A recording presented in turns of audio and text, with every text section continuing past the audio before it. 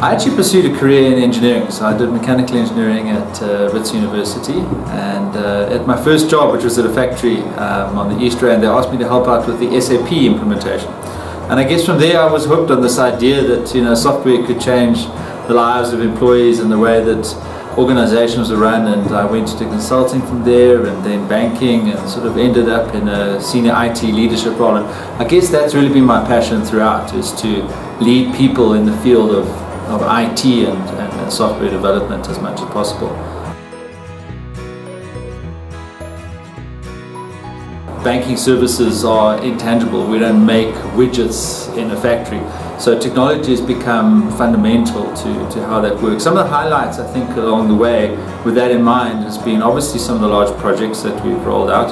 A lot of these have been in the operational environments like procurement and HR. We've completely revolutionized the way large organizations, buy products and services from their suppliers, the way we run payrolls, the way we run HR systems and real estate management capabilities, etc.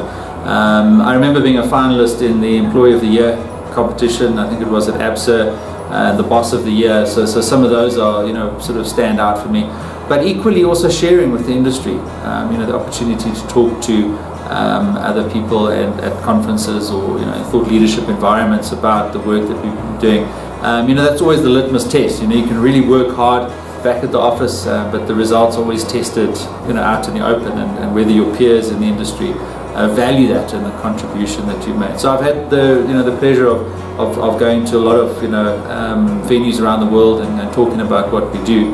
But I think overall, the biggest satisfaction has got to be the improvement that you make in the lives of the people that work for you, your stakeholders, the people that depend on you to run the environment effectively. So I can get up on a Monday morning and I know that the guys value the hard work that we do, and often it's been overtime, etc. over the weekend. Then for me, that's a consistent highlight on a daily basis.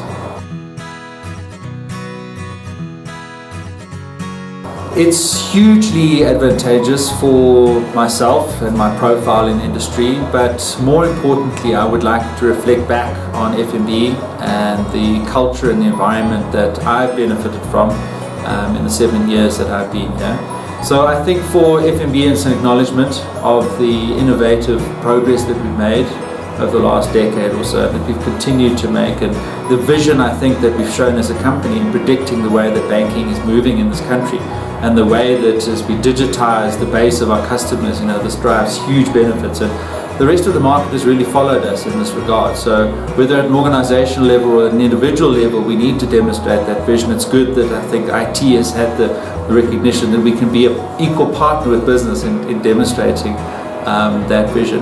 But equally for me, last year was a fantastic year. Really enjoyed 2016. A lot of people said it was a tough year. I had a fantastic year, and I think the award just capped it all off, and it was a very humbling experience. And once again, my acceptance speech played absolute credit to all 4,000 IT professionals across the whole of the First Rand group. And you can only have vision if you stand on the shoulders of giants, and that's exactly what I've been able to do.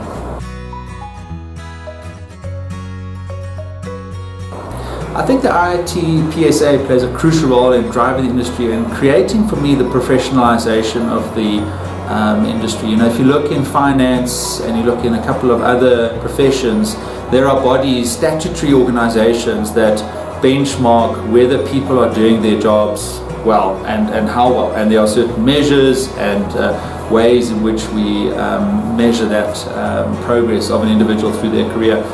So if you look in finance, you've got articles, and we know that we look for chartered accountants at certain levels, etc. So when you have that verification at a professional level in the industry, I think it's very valuable. IT does have frameworks, governance frameworks, but they are still quite varied, and people are very divided as to which are the right ones. So I think locally in the South African industry, as much as institutions like the ITTPSA can play a role in offering a place for people to come to improve the way they work and to test and verify how well they're doing their jobs. And as long as the ITTPSA retains, and I think it's got a good standing in the industry, as long as it retains that credibility, then I think it serves to ground us all in the standards that we need to work according to in the way that we serve the different companies that we support. Because we could be in multiple industries, but we're a common IT pool of skills in the country. So whether you're in manufacturing or engineering or banking or anything else, that capability of supporting IT platforms and running IT projects is something that a common industry platform is very much needed, and I support the ITPSA and the work.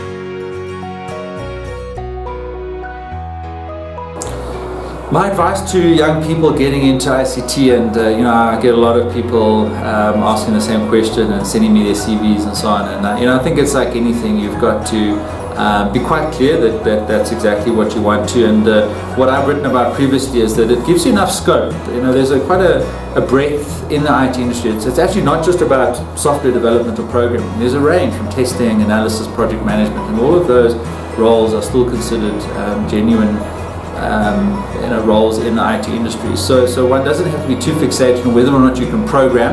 I think that's important, and you need to have an affinity with the way the software is built. So my advice would be, get some experience, and then if you want to be a hardcore rockstar programmer, you need to decide that's what you're going to do for the bulk of your career. But equally, you may want to branch off into any one of those other areas. And then, like with any other young person coming out of varsity or leaving school, you've got to take the opportunities. You've got to maximize your network. You've got to just treat every day as the best opportunity that you have to prove to other people why you're in the role that you're in, and why you deserve to progress, etc. And most importantly, have fun. Life goes by quickly. The opportunities will come and go. But you've got to be fulfilled in the work that you do. And I found IT to be a hugely fulfilling, although challenging career. And my advice to young people out there would be, don't chase the money or the status or anything that you think it's all made out to be. Make sure that you're being fulfilled on a daily basis.